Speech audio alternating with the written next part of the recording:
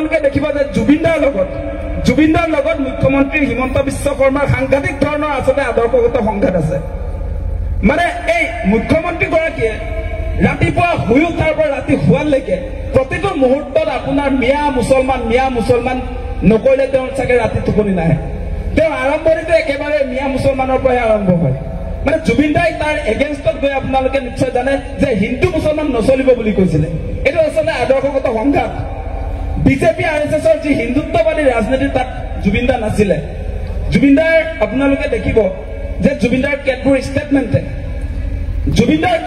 ষ্টেটমেণ্টে বিজেপিক হলঠেকত পেলাইছিলে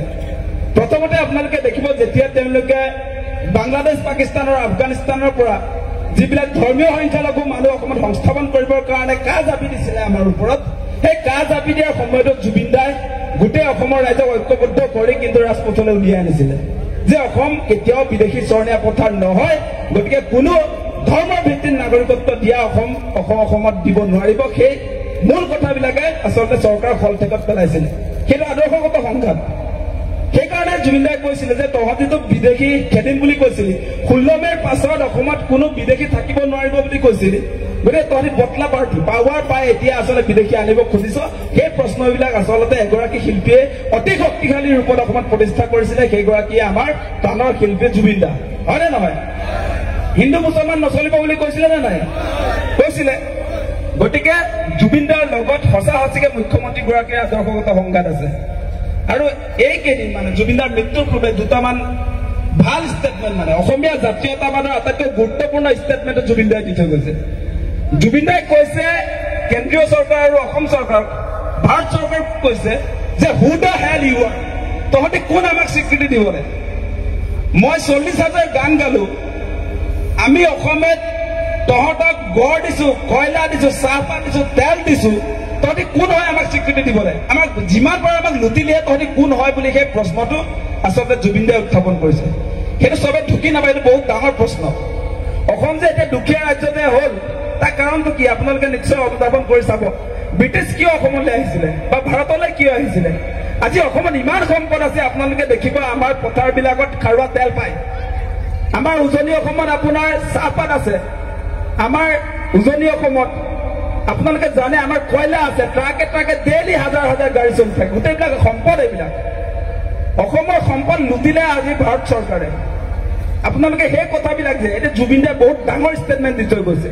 মানে সম্পদৰ অধিকাৰৰ কথা যে আমি কৈ থাকো যে আমাক অসমৰ যিবিলাক সম্পদ আমি যিবিলাক সম্পদক লৈ অসমখন আচলতে আগুৱাই লৈ যাম যিবিলাক সম্পদ লৈ আমি আচলতে অসম জয়াই অসম হম সেই সম্পদবিলাক লুটি নিয়াৰ কাৰণে who the hell U R বুলি জুবিন দাই কৈ থৈ গৈছে মানে সঁচা কথাটো ক'বলৈ গ'লে আপোনালোকে চাব ডিজেল পেট্ৰলটো যদি আমাৰ হাতত থকা হ'লে আজি আপোনাৰ চাহপাতৰ ৰয়েলটিটো যদি অকল আমাৰ হাতত থকা হ'লে আজি কয়লাৰ ৰয়েলটিটো যদি অকল আমাৰ হাতত থকা হ'লে আজি চূণশিল আজি চিমেণ্টৰ যদি ৰয়েলটিটো আমাৰ হাতত থকা হ'লে আমি দিল্লী মুম্বাইতকৈ ওপৰত থাকিলোহেঁতেন নে নাই সেই কথাটো কিন্তু জুবিন দাই কৈ থৈ গৈছে বেলেগ শিল্পীয়ে কৈছে নে মই নাজানো দেখাও নাই এইটো বহুত ডাঙৰ ষ্টেটমেণ্ট গতিকে আমি কৃষক মুক্তি সংগ্ৰাম সমিতিক আজিৰ দিনটোলৈকে জুবিন দাই এটাও আচলতে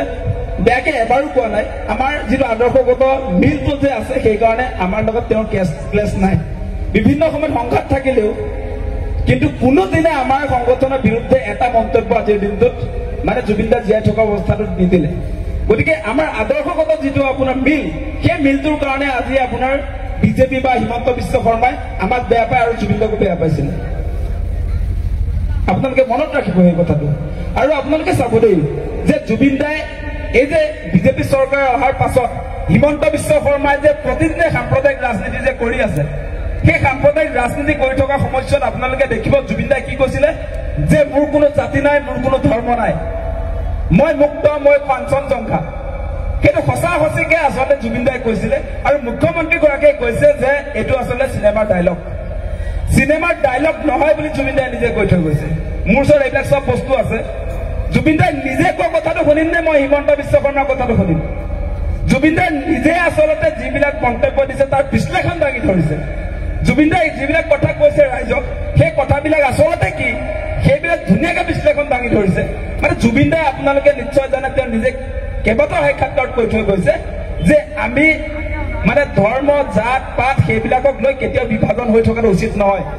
সেইকাৰণে তেওঁ সাম্প্ৰদায়িকতাৰ বিৰোধিতা কৰিছিলে আৰু সেইকাৰণে তেওঁ ব্ৰাহ্মণ সম্প্ৰদায়ৰ সন্তান হোৱাৰ পাছতো আচলতে তেওঁ লগুণ ছিঙি দিছিলে সেই লগুণ ছিঙি দিছিলে আপোনাৰ তেওঁ হায়াৰ ছেকেণ্ডেৰী ফাৰ্ষ্ট ইয়েৰত পঢ়ি থকা সময়ছোৱাতে গতিকে সঁচা সঁচিকে তেওঁ মানুহে আছিলে মানৱ ধৰ্মী আছিলে তেওঁ মানুহক সহায় কৰি ভাল পায় এগৰাকী মানুহ সেইকাৰণে দেখিব মানে সঁচা সঁচিকে জুবিনদাৰ ক্ষেত্ৰত যদি আপোনালোকে চাই তেওঁ সাধাৰণ মানুহ নাছিলেই গতিকে সেইকাৰণে আপোনালোকে দেখিছে মৃত্যুৰ পাছতো জুবিনদাৰ যি আচলতে জীৱন্ত কালত বিচাৰিছিলে সেই তেওঁ মৃত্যুৰ পাছত আপোনালোকে দেখিব প্ৰায় 10-15 লাখ মানুহ হিন্দু খ্ৰীষ্টান জৈন পাৰ্চী বৌদ্ধ মুছলমান সকলো একগোট হৈছিলে নে নাই একগোট হৈ এনেকুৱা নজিৰটোতো অসমত নাই জুবিনদাই সেইটোৱে বিচাৰিছিলে যে সকলো মানুহ একগোট হৈ থাকিব লাগে ইয়াত কোনো ধৰণৰ বিভাজন থাকিব নালাগে আমি হিন্দু মুছলমান সকলো ভাই ভাই সেই কথাবিলাক আছিলে এতিয়া এনে মিছামিছিকে আপোনাৰ